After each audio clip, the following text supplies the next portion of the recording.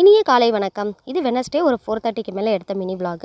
ஒரு சின்ன ஒர்க் இருந்தது, இம்பார்ட்டன்ட் வேலை. அதனால அம்மா வீட்டுக்கு போயிருந்தேன் மறுபடியும். ஸோ அந்த ஒர்க்கெல்லாம் முடிச்சதுக்கப்புறம் சூடாக ஒரு டீ போட்டு குடிக்கலான்னு பால் அடுப்பில் வச்சதுக்கப்புறம் அப்பா கொஞ்சம் வெஜிடபிள்ஸ்லாம் வாங்கிட்டு வந்திருந்தாங்க. ஸோ அதெல்லாம் எடுத்து ஒரு 10 நிமிஷம் காத்தாட வெளியில் வச்சுட்டு அதுக்கப்புறம் ஃப்ரிட்ஜில் எடுத்து ஸ்டோர் பண்ணிட்டேன்.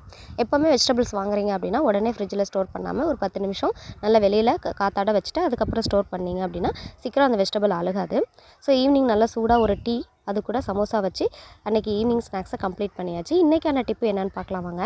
தோசை மாவு வச்சு ஆப்போ ஸ்டைலில் உள்ளே நல்லா சாஃப்டாகவும் வெளியில் நல்லா முறுமுறுன்னு எப்படி தோசை ரெடி பண்ணலான்னு பார்க்கலாம் வாங்க.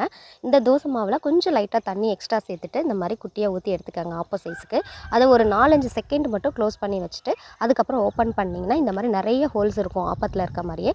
அதுக்கப்புறம் அது ஓரங்களில் மட்டும் லைட்டாக நல்லெண்ணெய் ஸ்ப்ரெட் பண்ணிவிட்டு எடுத்திங்கன்னா சூப்பராக உள்ளே சாஃப்டாகவும் வெளியில் நல்லா முறுமுறுன்னு ஆப்போ ஸ்டைலில் தோசை ரெடி. கண்டிப்பாக ட்ரை பண்ணி பாருங்கள். தோசை மாவு கொஞ்சம் தண்ணியாக இருந்துச்சுன்னா சூப்பராக இருக்கும்.